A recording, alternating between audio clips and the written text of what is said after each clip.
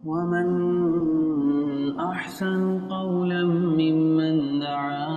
إلى الله. السلام علیکم ورحمۃ اللہ وبرکاتہ۔ بسم اللہ الرحمن الرحیم، نحمدہ ونصلی علی رسولہ الکریم۔ خلاصہ مضامین قرآن کے اعتبار سے آج 20ویں پارے کے اندر سورہ قصص شروع ہو رہی ہے۔ سورہ قصص کے اندر اس میں انبیاء علیہ الصلاۃ والسلام کے قصوں کو ذکر کیا گیا ہے، خاص طور پر موسیٰ علیہ الصلاۃ والسلام کا کے قصے کا اکثر حصہ اس سورت کے اندر موجود ہے۔ جس طرح شروع میں ہم پڑھ چکے ہیں کہ موسیٰ علیہ الصلاۃ والسلام کا قصہ ایسا قصہ ہے کہ جو پورے قرآن کے اندر پھیلا ہوا ہے، یعنی اس کا کچھ حصہ شروع میں ہے، کچھ حصہ درمیان میں ہے، کچھ حصہ آخر میں ہے۔ لیکن سورہ قصص کے اندر یعنی اکثر و بیشتر حصہ موسیٰ علیہ السلام کے قصے کا پایا جاتا ہے۔ اور رکوع نمبر 1 کے اندر سورہ قصص کے اللہ تعالیٰ کی طرف سے 5 وعدے کیے گئے ہیں، اور وہ 5 وعدے یہ ہیں: وَنُرِيدُ أَن نَّمُنَّ عَلَى الَّذِينَ اسْتُضْعِفُوا فِي الْأَرْضِ، کہ ہم کمزوروں یعنی بنی اسرائیل پر احسان کرنا چاہتے ہیں۔ وَنَجْعَلَهُمْ أَئِمَّةً وَنَجْعَلَهُمُ الْوَارِثِينَ، ان کو مذہبی قوت دینا چاہتے ہیں، انہیں وارث بنانا چاہتے ہیں۔ اور دوسرا بتایا وَنُمَكِّنَ لَهُمْ فِي الْأَرْضِ، ہم ان کو زمین میں خلافت دینا چاہتے ہیں۔ اور آگے بتایا کہ وَنُرِيَ فِرْعَوْنَ وَهَامَانَ وَجُنُودَهُمَا مِنْهُمْ مَا كَانُوا يَحْذَرُونَ، ہم ان کے دشمن فرعون کو ہلاک کرنا چاہتے ہیں، فرعون اور حامان اس کے وزیر۔ پھر آگے موسیٰ علیہ السلام کا قصہ شروع ہو رہا ہے: وَأَوْحَيْنَا إِلَىٰ أُمِّ مُوسَىٰ أَنْ أَرْضِعِيهِ فَإِذَا خِفْتِ عَلَيْهِ فَأَلْقِيهِ فِي الْيَمِّ وَلَا تَخَافِي وَلَا تَحْزَنِي إِنَّا رَادُّهُ إِلَيْكِ وَجَاعِلُهُ مِنَ الْمُرْسَلِينَ۔ تو موسیٰ علیہ السلام کی پرورش اور حفاظت کا ذکر ہے۔ موسیٰ علیہ السلام کی پرورش اور حفاظت کا ذکر ہے کہ موسیٰ علیہ السلام کی زندگی کی بالکل ابتدائی حالات کا نقشہ بتایا گیا ہے کہ انہوں نے فرعون کے گھر میں پرورش پائی، اور دودھ پلانے کے لیے اللہ تعالیٰ نے آپ کی والدہ کا انتظام فرمایا۔ یوں حضرت موسیٰ علیہ السلام محفوظ بھی ہوئے اور والدہ کی آنکھوں کی ٹھنڈک بھی بنے۔ تو پہلے یہی کہا وَأَوْحَيْنَا إِلَىٰ أُمِّ مُوسَىٰ، ہم نے اپنی موسیٰ یعنی موسیٰ کی ماں کی طرف وحی بھیجی اور پیغام بھیجا کہ ان ارضعیہ، اس کو رکھ دیں۔ فَإِذَا خِفْتِ عَلَيْهِ، وہ پریشان ہوئیں اور خوف زدہ ہوئیں۔ فَأَلْقِيهِ فِي الْيَمِّ، اور پھر انہوں نے ایک صندوق میں رکھ کر چھوڑ دیا، اور اللہ نے فرمایا کہ اِنَّا رَادُّهُ إِلَيْكِ، ہم ہی اس کو تمہارے پاس لوٹائیں گے۔ اور پھر اس طرح جو ہے یہ وقالت امرأۃ فرعون، واقع اس طرح ہوا کہ یہ آگے چلتا گیا۔ وقالت امرأۃ فرعون قرۃ عین لی ولک، جب اس نے دیکھا فرعون کی بیوی آسیہ علیہ السلام نے، انہوں نے جب دیکھا بچے کو تو ان کی آنکھوں کی ٹھنڈک بن گیا، اور انہوں نے کہا کہ لا تقتلوہ، اس بچے کو قتل نہ کرو۔ فرعون اس وقت میں جو بھی بچہ پیدا ہوتا تھا مصر میں اس کو قتل کر دیا کرتا تھا۔ چنانچہ موسیٰ علیہ السلام کو بھی یہی سوچ کے اس نے جو ہے بلوایا اپنے وزیروں سے، لیکن اللہ پاک نے اس کی بیوی کے دل کے اندر محبت ڈال دی، تو فرمایا کہ لا تقتلوہ، اس کو قتل نہ کرو، عسیٰ ینفعنا، شاید یہ ہمارے کام دے، او نتخذہ ولدا، یا اس کو ہم بیٹا بنا لیں۔ وہم لا یشعرون، وہ جانتے بھی نہیں تھے کہ ہم ہی کر رہے ہیں، اللہ پاک فرما رہے ہیں۔ وَأَصْبَحَ فُؤَادُ أُمِّ مُوسَىٰ فَارِغًا، اور پھر یہ واقعہ چلتا گیا۔ پھر اسی طریقے سے وہاں پہ اب اس بچے کو دودھ پلانے کے لیے مختلف عورتوں کو بلایا گیا، لیکن اللہ پاک نے ساری عورتوں پہ دودھ حرام کر دیا، یعنی موسیٰ علیہ السلام نے کسی کا دودھ نہیں پیا۔ وحرمنا علیہ المراضع من قبل فقالت هل ادلکم، تو ان میں سے ایک نے کہا کہ میں تمہیں بتاتی ہوں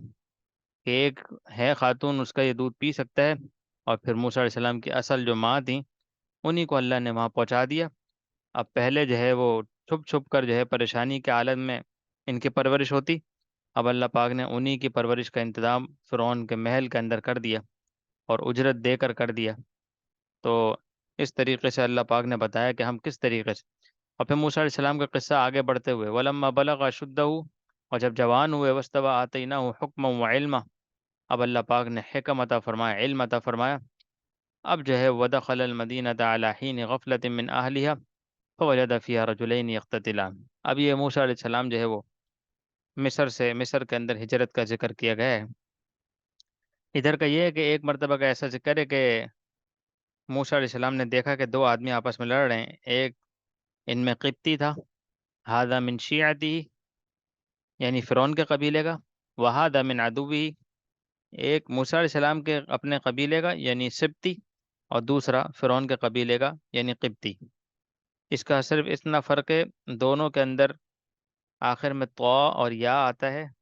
ایک میں قوف اور با ہے اور دوسرے میں سین اور با ہے، تو قبطی اور سبطی۔ تو قبطی یعنی فرعون کا قبیلہ، اور سبطی یعنی موسیٰ علیہ السلام کی قوم کا بندہ تھا۔ تو سبطی کو وہ پریشان کر رہا تھا، موسیٰ علیہ السلام نے دیکھ کر قبطی کے خلاف آپ کی مدد چاہی تو فریاد کرنے لگا، اور موسیٰ علیہ السلام نے قبطی کو سمجھایا، جب وہ نہ مانا تو ظلم کو دور کرنے کے لیے اسے ایک جو ہے ہاتھ کو بند کر کے مکے کی شکل میں بنا کر فَوَكَزَهُ مُوسَى فَقَضَى عَلَيْهِ، مارا تو وہ فوراً ہی تاب نہ لا سکا اور دنیا سے رخصت ہو کے مر گیا۔ اس لیے کہ نبی کی طاقت بہت زیادہ ہوتی ہے عام انسانوں سے،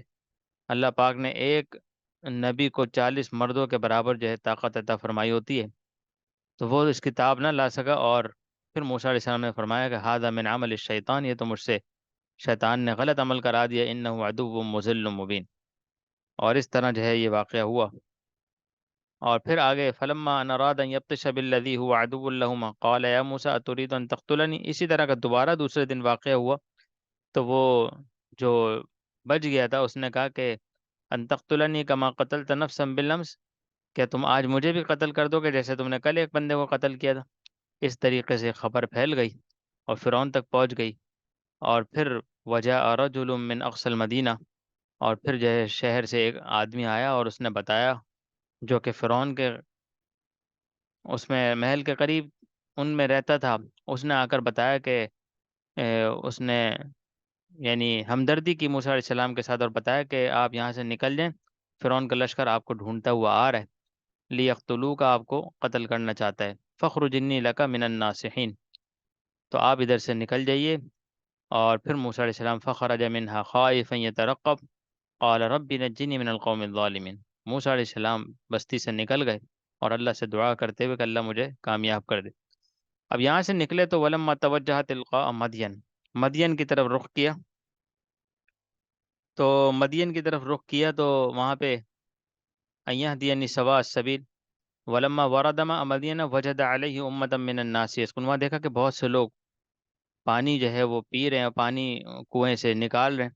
ووجد من دونہم امرأتین تذودان، تو دیکھا کہ دو لڑکیاں جو ہے وہ کھڑی ہیں اور ان کی کوئی مدد نہیں کر رہا، تو بس لڑکیوں کی مدد کی۔ وہ لڑکیاں حضرت شعیب علیہ السلام کی بیٹیاں تھیں، اس نیکی اور احسان کو دیکھ کر حضرت شعیب علیہ السلام نے حضرت موسیٰ علیہ السلام کا نکاح اپنی بیٹی بڑی بیٹی سے کر دیا، اور مہر میں یہ طے ہوا کہ حضرت موسیٰ علیہ السلام 8 یا 10 سال وہاں حضرت شعیب علیہ السلام کے ہاں بکریاں چرائیں گے۔ بکریاں چرانے کو مہر بنانے کا جواز حضرت موسیٰ علیہ السلام کی شریعت میں تھا، ہماری شریعت میں یہ جائز نہیں ہے، یعنی شریعت محمدیہ میں یہ جائز نہیں ہے، شریعت محمدیہ کے اندر دوسرے اصول ہیں، موسیٰ علیہ السلام کی شریعت میں اس کا حکم تھا، اس لیے اس پر عمل کیا گیا، کہ انہوں نے کہا کہ میری اپنی بیٹی سے میں شادی کروں گا، یعنی ان کو پانی پلایا پھر لے گئے، تو انہوں نے اس پر یہ پورا واقعہ یہاں پہ لکھا ہے، فَسَقَىٰ لَهُمَا ثُمَّ تَوَلَّىٰ إِلَى الظِّلِّ فَقَالَ رَبِّ، تو فَجَاءَتْهُ إِحْدَاهُمَا تَمْشِي عَلَى اسْتِحْيَاءٍ، اور پھر جو ہے انہوں نے اپنے والد سے کہا قالت ان ابی یدعوک، انہوں نے بتایا کہ موسیٰ علیہ السلام کو آپ ہمارے ساتھ چلیں، ہمارے والد جو ہیں وہ آپ کو لیجزیہ کا اجر ما سقیت لنا، آپ نے جو ہمیں پانی دلایا ہے اس کا بہترین جو ہے وہ بدلہ دیں گے۔ تو جب انہوں نے کہا تو قالت احداهما یا ابا استاجره، تو والد سے کہا کہ ان کو بہترین بجرہ دے دیں، اور والد نے کہا شعیب علیہ السلام نے، یعنی انی ارید ان انکحک احد ابنتی ہاتین علی ان تاجرنی ثمانیہ حجج، میں اپنی بیٹی سے تمہارا نکاح کر دوں گا، لیکن اس کی اجرت اور مہر یہ ہوگا کہ تمہیں 8 سال بکریاں چلانی پڑیں گی، فَإِنْ أَتْمَمْتَ عَشْرًا فَمِنْ عِنْدِكَ، اور اگر تم نے 10 پورے کر دیے 10 سال، تو یہ تمہاری طرف سے ایک احسان ہوگا، وَمَا أُرِيدُ أَنْ أَشُقَّ عَلَيْكَ سَتَجِدُنِي إِنْ شَاء اللَّهُ مِنَ الصَّالِحِينَ، میں تم پر کوئی ظلم نہیں کر رہا ہوں، اور تم سے جو ہے تمہیں صالحین میں سے پاؤں گا اگر تم اس کو پورا کرو گے انشاءاللہ۔ بس اس طریقے سے یہ واقعہ جو ہے چلتا گیا، اور پھر نکاح ہو گیا۔ پھر آگے مصر سے واپسی، فلما قضى موسى الأجل وسار بأهله آنس من جانب الطور نارا، پہاڑ یہ کوہ طور کی طرف جو ہے چلے گئے، اور وہاں سے پھر آگ کا واقعہ ہے جو کہ پچھلے پاروں میں بھی ہم اس کو پڑھ چکے ہیں، اور وہاں پہ آگ لینے کے لیے گئے، اور پھر اللہ پاک نے وہاں پہ تورات نصیب فرمائی، عطا فرمائی، اور پھر پچھلی سپاروں میں اس کا تفصیل سے ذکر ہم پڑھ چکے ہیں کہ اللہ پاک نے فرمایا کہ آپ وادی مقدس میں ہیں، اور پھر اللہ نے بتایا کہ اننی انا اللہ، سورہ طٰہٰ کے اندر اس کا ذکر ہم تفصیل کے ساتھ پڑھ چکے ہیں۔ اس کے بعد پھر اس واقعے کی آگے اسی طریقے سے تفصیل چلتی رہی، اور آخر میں آ کے پھر قارون کا ذکر آیا ہے، جو کہ جس کے بارے میں بتایا کہ بہت خزانوں کا مالک تھا۔ ان قارون کان من قوم موسیٰ فبغى علیہم، یہ موسیٰ علیہ السلام کی قوم میں سے ہی ایک شخص تھا، اور اس کے پاس بہت سے خزانے تھے۔ فبغى علیہم، اس نے بغاوت کی۔ وَآتَيْنَاهُ مِنَ الْكُنُوزِ، اللہ پاک فرما رہے ہیں اس کو ہم نے بہت خزانے عطا فرمائے تھے، اتنے خزانے کہ ان مفاتیحہ لتنوء بالعصبۃ اولي القوہ، کہ اس کے خزانوں کی چابیاں جو ہے ایک طاقتور قوم جو ہے وہ اٹھا کر چلا کرتی تھی۔ اذ قال له قومه لا تفرح ان اللہ لا يحب الفرحین، تو قوم نے کہا کہ اس پر اتراؤ مت، اللہ اترانے والوں کو پسند نہیں کرتے۔ تو قارون کو جو ہے وہ نصیحت کی گئی ہے، اور یہ نصیحت کی کہ اترایا نہ کرو، اس لیے کہ اترانے والوں کو اللہ تعالیٰ پسند نہیں کرتے، اور اللہ نے جو مال دیا اس کے ذریعے آخرت کی بھلائی حاصل کرو، اور سارا مال بھی نہ خرچ کر دو، بلکہ اس دنیا میں رہنے کے لیے اپنا حصہ بھی رکھو، جس طرح اللہ نے آپ پر احسان کیا ہے آپ بھی لوگوں پر احسان کریں، اور باقی زمین میں فساد نہ کریں۔ تو اس ساری چیزوں کا احسن کما احسن اللہ الیک، کہ احسان کرو لوگوں پر جیسا اللہ نے تمہارے اوپر احسان کیا ہے، اور ولا تبغی الفساد فی الارض، اور زمین میں فساد مت کرو۔ پھر قارون کو نصیحت کا ذکر کیا گیا تھا، اور اس کے بعد پھر آخرت کے بارے میں ذکر کیا گیا ہے کہ تلک الدار الآخرۃ نجعلها للذین لا یریدون علوا فی الارض فلا فساد والعاقبۃ للمتقین، کہ آخرت جو ہے وہ بہترین ٹھکانہ ہے جو اس کی تیاری کر کے دنیا سے جائے، والعاقبۃ للمتقین، اور عاقبت تو پرہیزگاروں کے لیے ہے۔ پھر من جاء بالحسنۃ فلہ خیر منہا، جو نیکی کر کر آئے گا اور لے کر آئے گا اس کے لیے اس کے بقدر جو ہے خیر ملے گی، ومن جاء بالسیئۃ فلا یجزی الذین عملوا السیئات الا ما كانوا یعملون، اور جو برائی کر کر آئے گا تو برائی کا بدلہ اس کو اسی کا بقدر ملے گا، یعنی عذاب ہوگا اس کو۔ اور اس کے بعد سورہ عنکبوت شروع ہو رہی ہے۔ سورہ عنکبوت کے اندر سب سے پہلے والدین کی اطاعت کا حکم کیا گیا ہے۔ وَوَصَّيْنَا الْإِنسَانَ بِوَالِدَيْهِ حُسْنًا وَإِنْ جَاهَدَاكَ لِتُشْرِكَ بِي مَا لَيْسَ لَكَ بِهِ عِلْمٌ، والدین کی اطاعت اور فرما برداری کا حکم دیا گیا ہے، لیکن اگر والدین شرک کرنے کا کہیں تو اس بات میں ان کی اطاعت نہ کی جائے۔ فَلَا تُطِعْهُمَا، تو اس بارے میں بتایا کہ ان کی اطاعت نہ کی جائے۔ الیہ مرجعکم فانبئکم بما کنتم تعملون، اس کا تفصیلی ذکر آگے صورتوں میں آئے گا، ابھی یہاں پہ صرف ایک ہی آیت کے اندر سورہ عنکبوت میں ذکر کیا گیا۔ اور پھر نوح علیہ السلام اور ابراہیم علیہ السلام کی قوموں کی نافرمانی کے بارے میں ذکر ہے کہ وَلَقَدْ أَرْسَلْنَا نُوحًا إِلَىٰ قَوْمِهِ فَلَبِثَ فِيهِمْ أَلْفَ سَنَةٍ إِلَّا 50 عَامًا، پہلے نوح علیہ السلام کے بارے میں بتایا کہ یہ 950 سال، الف سنتن ہزار، الا 50، ہزار میں 50 کم، یعنی 950 سال جو ہے انہوں نے قوم کے اوپر محنت کی۔ اور پھر ان کی قوم کے بارے میں بتایا نافرمانی کے بعد کیا ہوا، فَأَخَذَهُمُ الطُّوفَانُ وَهُمْ ظَالِمُونَ، کہ ان کو طوفان نے آ کر پکڑ لیا، یعنی طوفان ان کے اوپر عذاب بن کر نازل ہوا، اور وہ ظالم لوگ تھے۔ ان میں اللہ نے کامیاب کس کو کیا، فَأَنجَيْنَاهُ، نوح علیہ السلام کو کامیاب کیا، وہ اصحاب السفینہ تھی، اور جو کشتی میں سوار ہوئے۔ اور پھر ابراہیم علیہ السلام کا ذکر ہے، وَإِبْرَاهِيمَ إِذْ قَالَ لِقَوْمِهِ اعْبُدُوا اللَّهَ وَاتَّقُوهُ، کہ ابراہیم علیہ السلام نے اپنی قوم سے کہا کہ اللہ کی عبادت کرو اور تقوی اختیار کرو۔ ذَلِكُمْ خَيْرٌ لَكُمْ إِن كُنتُمْ تَعْلَمُونَ، اگر تم جانتے ہو تو تمہارے لیے یہی بہتر ہے۔ انما تعبدون من دون اللہ اوثانا وتخلقون افکا، لیکن انہوں نے بتوں کی پوجا نہیں چھوڑی، بتوں کی عبادت نہیں چھوڑی، اور انہی کو اپنا الہ سمجھا۔ تو اللہ نے فرمایا ان الذین تعبدون من دون اللہ، جو اللہ کے علاوہ کسی اور کی عبادت کرتے ہیں، لا یملکون لکم رزقا، جو کہ نہ رزق دے سکتے ہیں انہیں، فابتغوا عند اللہ الرزق واعبدوا واشکروا لہ الیہ ترجعون، اللہ کی عبادت کریں اور اس کا شکر ادا کریں، اسی کے پاس لوٹ کے جانا ہے۔ لہذا ایسے بتوں کی عبادت کرنے کا کوئی فائدہ نہیں جو نہ رزق پہنچا سکتے ہیں اور نہ ہی جو ہے وہ، اور پھر آگے بتایا والذین کفروا بآیات اللہ، اس رکوع کے اندر لوط علیہ السلام کا ایمان لانے کا ذکر ہے، کہ جب ابراہیم علیہ السلام کے قصے کا آخری حصہ ہے یہاں پہ، کہ ابراہیم علیہ السلام کی بھرپور محنت کے بعد بھی قوم نہ مانی، بلکہ آپ کے جانی دشمن بن گئے اور آپ کو قتل کر دینے یا پھر جلا دینے کا فیصلہ کرنے لگے، تو لیکن اللہ تعالیٰ نے آپ کی حفاظت فرمائی، اور لوط علیہ السلام کا ایمان لانا اور نبوت کا ملنے کا ذکر ہے، کہ ان کے حضرت ابراہیم علیہ السلام کی دعوت کے نتیجے میں کوئی بھی بھلے ایمان نہ لایا ہو، لیکن آپ کے بھتیجے حضرت لوط علیہ السلام نے ایمان لے کر آ گئے، اور جنہیں پھر اللہ تعالیٰ نے حضرت اسحاق علیہ السلام کی صورت میں بیٹا اور حضرت یعقوب علیہ السلام کی صورت میں پوتا عنایت فرمایا، اور ان کی ذریت میں نبوت کو رکھا۔ یہی وجہ ہے کہ حضرت اسحاق علیہ السلام کی ذریت یعنی ان کے اولاد بکثرت انبیاء اکرام علیہ الصلوۃ والسلام ان کی ذریت اور اولاد میں مبعوث ہوئے۔ آخر میں پھر حضرت لوط علیہ السلام کی قوم کی تباہی اور بربادی کا ذکر کیا گیا ہے۔ اس طریقے سے یہ پارہ 20واں مکمل ہوا، 21واں پارہ شروع ہو رہا ہے۔ 21واں پارے کی پہلی آیت کے اندر اتلو ما اوحی الیک من الکتاب، یعنی اس رکوع میں نبی کریم صلی اللہ علیہ وسلم کو بغرض تبلیغ تلاوت قرآن پاک اور اس کی عملی تصویر پیش کرنے کا حکم دیا گیا، یعنی جس کی صورت یہ ہے کہ آپ نماز قائم کریں۔ سب سے پہلے کہا اتلو ما اوحی الیک، آپ پڑھیے جو آپ کے اوپر نازل کیا گیا ہے من الکتاب یعنی قرآن پاک میں سے، اور پھر آگے بتا دیا کہ اس کو کس طرح پڑھیں گے۔ تو پڑھنے کے لیے جو ایک طریقہ نماز کا ہے کہ یعنی نماز پڑھیں، نماز کے اندر قرآن کو پڑھا جاتا ہے، تو آگے فوراً ہی نماز کا ذکر آ گیا وہ اقیم الصلاۃ،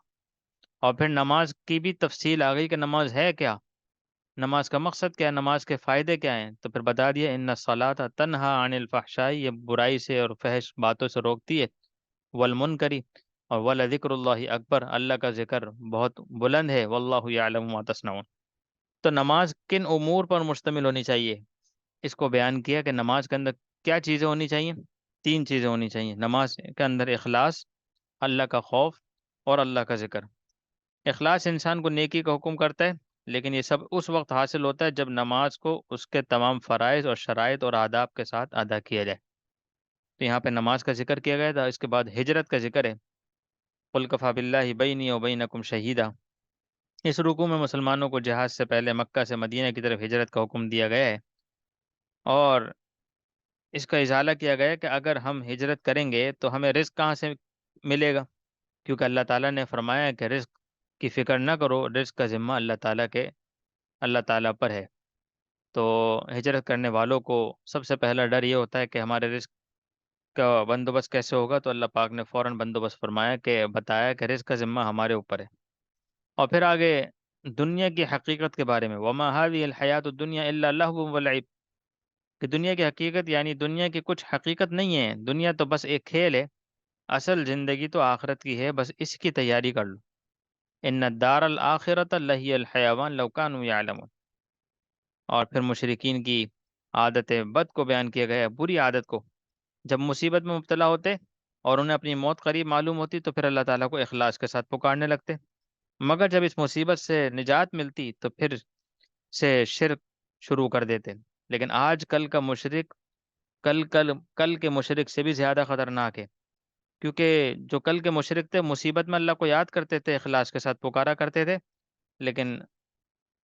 نعوذ باللہ اور اللہ ہماری حفاظت فرمائے، علماء نے لکھا ہے کہ آج کل کے جو مشرک ہیں وہ مشکلات اور حاجات میں بھی غیر اللہ ہی کو پکارتے ہیں، یعنی جب کوئی مصیبت آ جاتی ہے تو پھر بھی غیر اللہ کو ہی پکارتے ہیں، تو یہ اور زیادہ خطرے کی چیز ہے۔ اور پھر مہاجرین کے لیے بشارت ہے، والذین جاہدوا فینا لنہدینہم سبلنا، جو ہمارے راستے میں مجاہدہ کریں گے، مشقت کریں گے، برداشت کریں گے، ہم ان کے اوپر ہدایت کے راستے کھولیں گے۔ وَإِنَّ اللَّهَ لَمَعَ الْمُحْسِنِينَ، اللہ تعالیٰ محسنین کے ساتھ ہے، احسان کرنے والوں کے ساتھ ہے۔ آگے سورہ روم شروع ہو رہی ہے۔ سورہ روم کے اندر اللہ پاک نے یہ بیان کیا ہے کہ اس میں پیشن گوئیاں ہیں، اور وہ پیشن گوئیاں اللہ پاک نے پھر پوری بھی کر کے دکھائی ہیں۔ یعنی اللہ پاک نے پہلے سے ایک خبریں پہنچائیں اور پھر ان خبروں کو پورا کیا۔ اور پیشن گوئیاں کیا تھیں؟ 4 پیشن گوئیاں کی ہیں روم کے فارس پر غلبہ ہونے کی، اور یہ غلبہ چند سالوں میں ہوگا۔ پھر مسلمانوں کے لیے مشرکین مکہ پر غلبہ کی بشارت۔ پھر روم کو فارس پر اور مسلمانوں کو مشرکین پر غلبہ اللہ تعالیٰ ایک ہی دن عطا کرے گا۔ چنانچہ یہاں پہ دیکھیں غلبت الروم، اور پھر آگے فی بضع سنین، تھوڑے ہی سالوں میں ہو جائے گا۔ بنصر اللہ ینصر من یشاء، اللہ جس کو چاہے اس کی مدد کرے، وہ العزیز الرحیم۔ اور پھر کتابوں میں آتا ہے کہ چنانچہ 9 سال کا عرصہ بھی نہ گزرا تھا کہ ان تمام پیشن گوئیاں کا وقوع ہو گیا۔ اس کے بعد مشرکوں کو گزشتہ اقوام سے عبرت حاصل کرنے کی ترغیب دی گئی ہے۔ اور اس کے بعد پھر رکوع نمبر 3 کے اندر، پہلے رکوع نمبر 2 کے اندر یہ بتایا گیا اللہ یبدأ الخلق ثم یعیدہ ثم الیہ ترجعون، اللہ ہی نے پہلی مرتبہ تمہیں پیدا کیا مٹی سے، اور پھر تمہیں اس میں لوٹائیں گے، اور ثم الیہ ترجعون، اور پھر تمہیں اس سے جو ہے واپس جو ہے اپنی اصلی حالت میں بنا اٹھا کر اور قیامت کے اندر پیش کریں گے۔ اور پھر یہاں پہ 5 نمازوں کا، فجر، ظہر، عصر، مغرب، عشاء کا ذکر کیا گیا ہے۔ نمازوں کے اوقات میں اللہ کی تسبیح کا ذکر کیا گیا ہے۔ تو معلوم ہوتا ہے کہ نماز تو 5 وقت پڑھنی ہے، لیکن ان 5 وقتوں کے اندر اللہ کا ذکر بھی خصوصاً کرنا چاہیے، اس لیے کہ یہاں پہ فسبحان اللہ حین تمسون، کہ اللہ کی پاکی بیان کرو، حین تمسون، جب شام ہو جائے، وحین تصبحون، اور جب صبح ہو جائے۔ تو صبح اور شام کے اذکار جو اکثر ہم کتابوں میں پڑھتے ہیں وہ یہاں سے ثابت ہیں کہ صبح اور شام میں اللہ کو ذکر کو کرنا چاہیے، یاد کرنا چاہیے اللہ کو۔ اور پھر آگے وَلَهُ الْحَمْدُ فِي السَّمَاوَاتِ وَالْأَرْضِ، اسی طریقے سے زمین و آسمان کی اندر اور اللہ کی حمد و ثنا بیان کرو۔ وَعَشِيًّا وَحِينَ تُظْهِرُونَ، کہ یہاں پہ ظہر اور عشاء کا وقت بیان کیا گیا ہے۔ تو معلوم ہوا کہ صبح اور شام، اور پھر ظہر اور عشاء، ان سب چیزوں کو پھر ملا کر 5 نمازوں کے اوقات میں اللہ کا ذکر کرنے کا خلاصہ بن جاتا ہے۔ اور آگے کچھ یعنی دلیلیں پیش کی گئی ہیں، یعنی غلبے کے دلائل کا بیان ہے، جن کا خلاصہ یہ ہے کہ اللہ پاک یوں بتا رہے ہیں وَمِنْ آیَاتِهِ أَنْ خَلَقَكُم مِّن تُرَابٍ ثُمَّ إِذَا أَنْتُمْ بَشَرٌ تَنْتَشِرُونَ، جب اللہ تعالیٰ مٹی سے انسان پیدا کر سکتا ہے تو وہی خدا کمزوروں کو حکومت بھی دے سکتا ہے۔ پھر آگے بتایا کہ وَمِنْ آیَاتِهِ أَنْ خَلَقَ لَكُم مِّنْ أَنفُسِكُمْ أَزْوَاجًا، جو دور کے لوگوں کو آپس میں جوڑ کر ایک گھرانہ اور کنبہ بنا سکتا ہے، وہ مسلمانوں کو منظم کر کے کفار کے سامنے بھی کھڑا کر سکتا ہے۔ اسی طریقے سے بتایا کہ جو مختلف زبانیں اور مختلف رنگوں کے ساتھ لوگوں کو بنا سکتا ہے، ابن آدم کی مختلف شکلیں اور صورتیں بنا سکتا ہے، تو وہ کفر کی طاقت کو منتشر بھی کر سکتا ہے۔ اور اسی طریقے سے بتایا یہ دلیلیں ہیں ساری اللہ کی، کہ جو رات کو سوتے ہوئے کو بیدار کر سکتا ہے، یعنی ایک شخص سو گیا، اب اس کو کون بیدار کرتا ہے؟ اس لیے کہ کتابوں میں آتا ہے النوم اخت الموت، نیند جو ہے موت کی بہن ہے۔ تو گویا کہ جب انسان سو جاتا ہے وہ موت کے اندر چلا جاتا ہے۔ تو کوئی پوری دنیا کی طاقت مل کے اگر سوتے ہوئے انسان کو اگر اللہ چاہے وہ سوتا رہے تو وہ کوئی اٹھا نہیں سکتا۔ تو اللہ پاک بتا رہے ہیں کہ جیسے ہم یعنی سوتے ہوئے بندوں کو اٹھا سکتے ہیں، وہ غفلت کی نیند سوئے ہوئے مسلمانوں کو بھی بیدار کر کے کفر کے سامنے لا کر کھڑا کر سکتا ہے۔ تو اللہ پاک یہاں پہ دلیلیں دے رہے ہیں ہر چیز کی۔ پھر آگے بجلی کی دلیل دی کہ جو خدا بجلی میں خوف اور امید دونوں پیدا کر سکتا ہے، جو پانی برسا کر زمینوں کو زندہ کر سکتا ہے، وہ جہاد کے ذریعے جس میں امید بھی ہے اور خوف بھی ہے، مردہ قوموں کو زندہ کر کے کفر کے مقابلے میں کھڑا بھی کر سکتا ہے، اور ان کی رحمتیں بھی دے سکتا ہے۔ تو یہاں پہ یہ کچھ دلائل بیان کیے اللہ پاک نے، اور اس کے بعد پھر اہل حق کے 8 اصول یہاں پہ بیان کیے گئے ہیں غلبے کے، کہ اہل حق کو ہم کس طرح فاقم وجہک للدین حنیفہ، دین پر مضبوطی سے قائم رہیں، اور بتایا کہ منیبین الیہ، اللہ کی طرف رجوع کریں، واتقوہ، تقوی اختیار کریں، واقیم الصلاۃ، نماز قائم کریں، ولا تکونوا من المشرکین، مشرکین سے ہر اعتبار سے جدا رہیں۔ اور آگے پھر رشتہ داروں کے ساتھ معاملات کا بتایا، فآت ذی القربى حقہ والمسکین وابن السبیل، کہ فقراء رشتہ داروں کے ساتھ احسان کا معاملہ کرو اور ان کا حقوق ادا کرو، فقراء اور مساکین کے ساتھ احسان کا معاملہ کرو، مسافروں اور مہمانوں کے ساتھ احسان کا معاملہ کرو۔ یہاں پہ اس چیز کا بیان کیا گیا، اور پھر سود اور زکوٰۃ کے بارے میں بتایا۔ یہ رمضان کا مبارک مہینہ چل رہا ہے، اکثر لوگ اس میں زکوٰۃ بھی نکالتے ہیں، اور پھر سال بھر جو ہے وہ سود کے معاملات میں بھی پڑے رہتے ہیں۔ تو دونوں چیزوں کو یہاں پہ واضح طور پہ قرآن نے بیان کر دیا، وما آتیتم من ربا لیربو فی اموال الناس، جو سود کرتے ہیں، سود کو، پیسے کو رکھتے ہیں، یعنی سود کا معنی یہی ہے کہ پیسے کو بڑھانا۔ 100 روپے ہیں تو 100 کسی کو قرضہ دیا اور واپسی میں 101 روپے لے لیے، تو 1 روپیہ جو ہے یہ سود ہو گیا۔ تو بظاہر یہ نظر آ رہا ہے کہ مال بڑھ گیا، تو اللہ فرمانے فلا یربو عند اللہ، اللہ کے نزدیک یہ بڑا نہیں ہے۔ اور وما آتے ہی تم من زکاتن، اور جو تم زکوٰۃ دیتے ہو تو 100 میں 2.5 روپے نکال دو تو بظاہر لگتا ہے کہ کم ہو گئے، لیکن اللہ فرمانے تریدون وجہ اللہ، اگر تم نے اللہ کے لیے زکوٰۃ نکال دی فاولئک هم المضعفون، تو اللہ اس کو بڑھا دیں گے۔ اب بظاہر یہ معلوم ہوتا ہے کہ سود جو ہے وہ بظاہر لگتا ہے کہ بڑھ رہا ہے، اور اللہ کہہ رہے ہیں کم ہو رہا ہے، اور زکوٰۃ میں بظاہر جو ہے نا مال کم ہو رہا ہے اور اللہ کہہ رہے ہیں بڑھ رہا ہے، تو معلوم ہوا کہ اللہ پاک برکت نکال لیتے ہیں۔ سود کا مال بظاہر تو بڑھ جاتا ہے، لیکن اللہ اس سے برکت نکال دیتے ہیں، اور پھر وہ انسان کے اس کام میں نہیں آتا جو راحت کا ذریعہ بنے، بلکہ اس کو نقصان کا ذریعہ بھی بن جاتا ہے، اور پھر وہ اس کو اسراف میں بھی خرچ کر دیتا ہے، اور بے جا خرچ کرنے کے لیے اللہ پاک اس کو خرچ کروا دیتے ہیں، بلا ضرورت خرچ کرا دیتے ہیں۔ اور جب اللہ پاک زکوٰۃ دینے کی وجہ سے برکت ڈال دیتے ہیں، تو برکت ڈالنے کی وجہ سے اللہ پاک اس کو کم پیسوں میں بہت سی چیزیں عطا فرما دیتے ہیں، اور اس کو دنیا کے اندر بھی راحت اور چین سکون عطا فرما دیتے ہیں۔ اور اس طریقے سے پھر اس کا بیان ہوا، اور پھر آگے ز- ہواؤں کے بارے میں بیان کیا گیا ہے۔ فساد کا سبب یہاں پہ ظہر الفساد فی البر والبحر بما کسبت ایدی الناس، اس کو بیان کیا گیا ہے کہ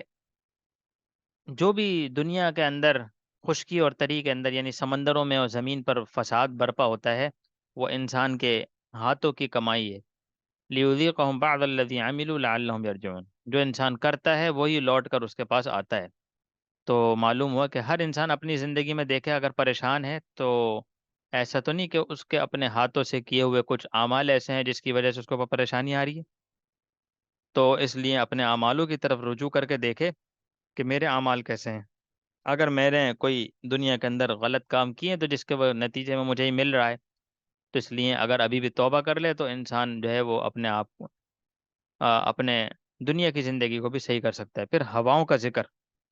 یہاں پہ ہواؤں کے فوائد کا ذکر، یہ جو دنیا کے اندر ہوا چلتی ہے اس کے فائدے کیا ہیں، تو اللہ پاک اس ہواؤں کے فائدے کو گنوا رہے ہیں کہ وہ من آیات ہی، اللہ کی دلیل ہے، آیات میں سے ہے، نشانیوں میں سے ہے، ان یرسل الریاح مبشرات، کہ یہ بارش کی خوشخبری لاتی ہیں۔ جب ہوا چلتی ہے تو محکمہ موسمیات والے بتاتے ہیں کہ اب بارش کی یہاں پہ پیشن گوئی ہے، اور پھر اللہ پاک نے فرمایا کہ وَلِيُذِيقَكُم بِرَحْمَتِهِ، بارش کے بعد زمین سے اگنے والے پھل اور سبزیوں کے منافع، یہ دونوں بری یعنی خشکی کے فائدے ہیں۔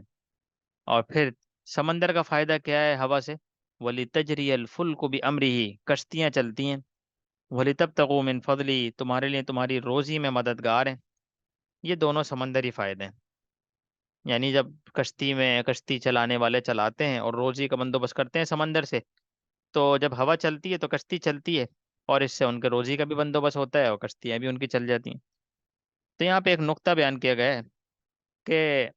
ایک مقصد یہ بھی ہے کہ جس طرح میں ان ہواؤں اور بادلوں کو فضا میں پھیلاتا ہوں جس سے لوگ خوش ہوتے ہیں، اسی طرح میں دین اسلام کو بھی تمام دنیا میں پھیلاؤں گا جس سے اے نبی صلی اللہ علیہ وسلم آپ خوش ہوں گے، یعنی آپ صلی اللہ علیہ وسلم کو تسلی دی گئی ہے اور بتایا گیا ہے کہ آپ پریشان نہ ہوں، ہم انشاءاللہ اس کو، دین کو بھی اسی طرح پھیلائیں گے جیسے ہم ہوا کو پھیلاتے ہیں، اور ہوا کے پھیلنے سے لوگ خوش ہوتے ہیں، بارش کی خوشخبریاں انہیں ملتی ہیں، ہم دین کو پوری دنیا میں پھیلا دیں گے جس سے آپ خوش ہوں گے۔ اور پھر اس طریقے سے یہاں پہ سورہ روم بھی مکمل ہو رہی ہے، اور آگے سورہ لقمان شروع ہو رہی ہے۔ سورہ لقمان میں سب سے پہلے تو اس بات کا بیان ہے، قرآن سے اہل ایمان اور اہل کفر دونوں ہی اثر لیتے ہیں، اس بات کا بیان کیا گیا ہے، یعنی یہ بتایا گیا ہے کہ یہ آیات ایک ایسی کتاب کی ہیں جو حکمت سے بھری ہوئی ہیں، اور اس کتاب سے محسنین اور نافرمان دونوں ہی اثر لیتے ہیں۔ محسنین تو ان آیت قرآنیہ سے یہ اثر لیتے ہیں کہ اللہ تعالیٰ کے لیے نمازوں کو قائم کرتے ہیں، زکوٰۃ ادا کرتے ہیں، آخرت پر کامل یقین رکھتے ہیں۔ اور جو نافرمان ہیں وہ کیسے اثر لیتے ہیں کہ اس قرآن سے عناد کرتے ہیں، اور اس کے مقابلے میں مزامیر اور لہو لعب کو اپنا مشغلہ بناتے ہیں، لہو لعب کو اپنا مشغلہ بناتے ہیں۔ ایسے لوگ گمراہ ہیں، اور آخرت میں ان کے لیے دردناک عذاب ہے۔ اور پھر اس طرح جو ہے نور یہ رکوع نمبر 2 کے اندر لقمان علیہ الصلوۃ والسلام کی نصیحتیں ہیں۔ اس رکوع میں حضرت لقمان علیہ السلام کی نصائح کا تذکرہ ہے۔ آپ نے اپنے بیٹے کو درج ذیل نصیحتیں کی ہیں۔ نمبر 1، اللہ کا شکر گزار بندہ بنو۔ وَلَقَدْ آتَيْنَا لُقْمَانَ الْحِكْمَةَ أَنِ اشْكُرْ لِلَّهِ، اللہ کا شکر گزار بندہ بنو۔ اور آگے پھر بتایا کہ لا تشرک باللہ، دوسری نصیحت کہ اللہ کے ساتھ کسی کو شریک نہ کرو۔ تیسری وَوَصَّيْنَا الْإِنسَانَ بِوَالِدَيْهِ حَمَلَتْهُ أُمُّهُ وَهْنًا عَلَى وَهْنٍ۔ اور پھر بتایا کہ والدین اگر شرک پر مجبور کریں، پہلے تو بتایا کہ والدین کے ساتھ جو ہے حسن سلوک کرو، اور اگر والدین شرک پر مجبور کریں تو ان کی اطاعت نہ کرو، اس لیے کہ لا طاعت لمخلوق فی معصیت الخالق، کہ بتایا گیا ہے کہ خالق کی نافرمانی مخلوق کی رضا کے لیے نہیں کرنی چاہیے۔ تو اس میں اس کے ضمن میں یہ بھی آ گیا، اور آگے پھر بتا دیا گیا ہے کہ واتبع سبیل من اناب الی، دین کے معاملے میں ہمیشہ مومن اور موحد لوگوں کی اتباع کرو، جو توحید پر چلنے والے ہیں ان کی۔ اور آگے وَإِن تَكُ مِثْقَالَ حَبَّةٍ مِّنْ خَرْدَلٍ، بتایا کہ کوئی بھی عمل تم کرتے ہو، یعنی کرتے وقت یہ بات تمہارے سامنے رہے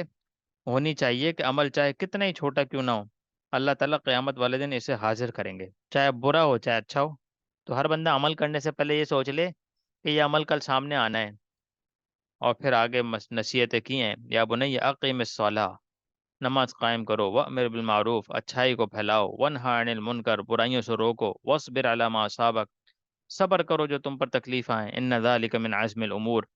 اور پھر یہ بہت اونچے کاموں میں سے پھر آگے بتایا ولا تصعر خدک للناس، تکبر مت کرنا، اور ولا تمشی فی الارض مرحا، اپنی چال درمیانی رکھنا، یعنی جو آپ کا واکنگ اسٹائل ہے اس کو نارمل رکھنا، اس کے اندر تکبر نہ آئے۔ اور پھر اپنا بتایا کہ اپنی آواز پست رکھنا، یعنی ہلکی رکھنا، وقصد فی مشی کا وغضض من صوتک، اپنے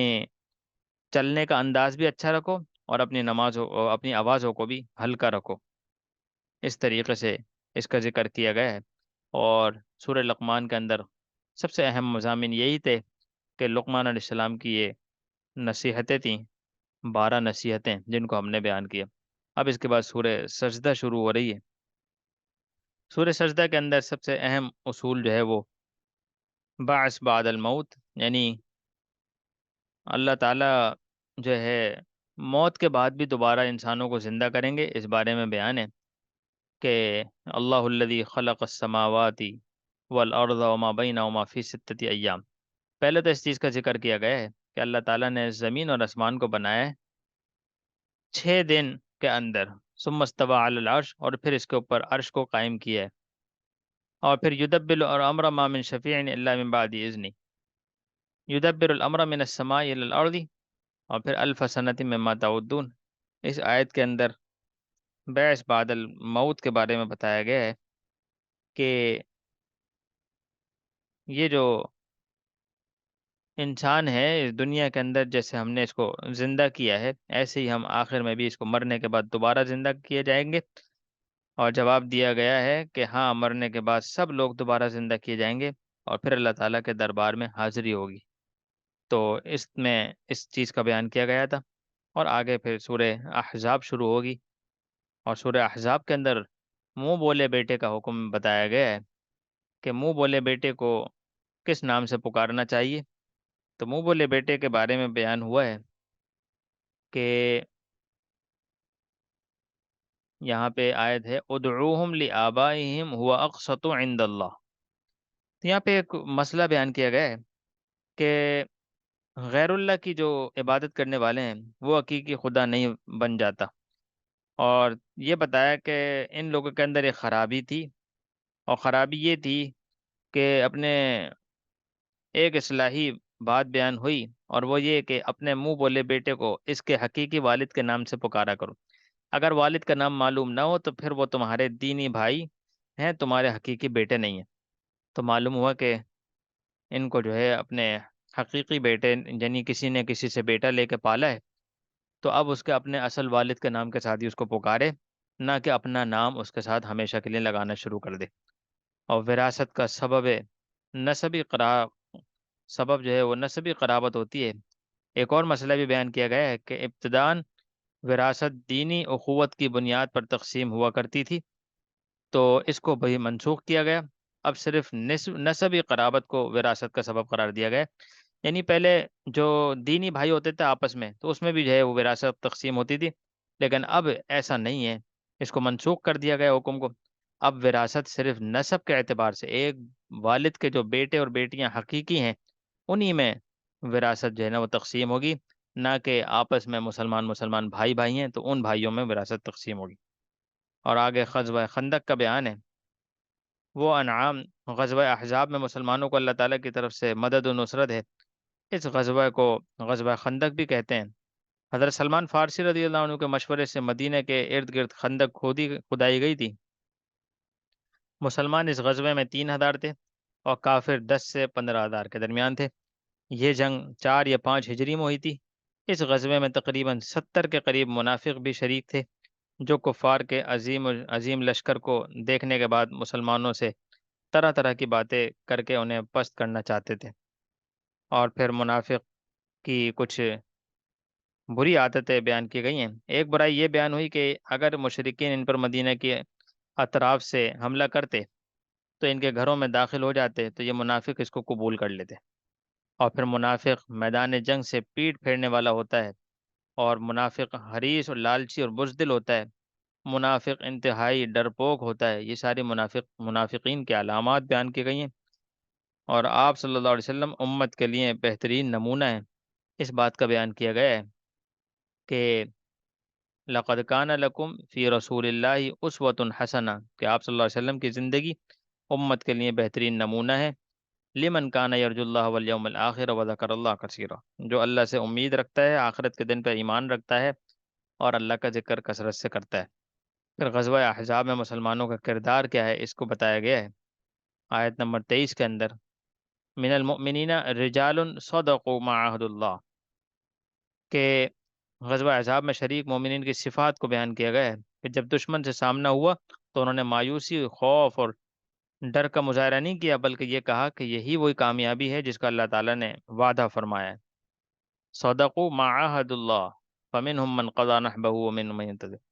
اس بات کی طرف اشارہ کیا گیا ہے۔ اللہ کی طرف سے ملنے والے پھر 5 انعامات کا بھی ذکر ہے۔ مدینہ سے مشرکین کو نکالا، قبیلہ بنو قریظہ کو مغلوب کیا، اللہ تعالیٰ نے ہوا اور ملائکہ کے ذریعے مسلمانوں کی مدد کی، یہودیوں اور کافروں کے دلوں میں مسلمانوں کا روب ڈالا، اور ان کی املاک کا مسلمانوں کو وارث بنایا، آئندہ فتوحات کی بشارت دی۔ اس طریقے سے آگے تعدد ازواج کا بھی ذکر ہے۔ تعدد ازواج کا ذکر کیا گیا ہے 28 نمبر آیت کے اندر۔ یا ایھا النبی قل لازواجک ان کنتن تردن الحیات الدنیا وزینتها فتعالین امتعکن وسرحکن سراحا جمیلا، کیونکہ آپ صلی اللہ علیہ وسلم کی زندگی کو محفوظ کرنا مقصود تھا، چنانچہ آپ کی باہر کی زندگی کو صحابہ کرام نے محفوظ فرمایا، اور آپ کی گھریلو زندگی کو آپ کے ازواج نے محفوظ فرمایا۔ یہی وجہ ہے کہ دین کا ایک بہت بڑا حصہ ازواج مطہرات سے منقول ہے۔ معاذ اللہ اگر محض قضاء شہوت مقصود ہوتی تو آپ کنواریاں لڑکیوں سے تلاش کرتے اور ان سے نکاح کرتے۔ اس طریقے سے اس بارے کا بھی اختتام ہوا ہے۔ اللہ پاک ہمیں عمل کرنے کی توفیق نصیب فرمائے۔ وآخر دعوانا ان الحمد للہ رب العالمین۔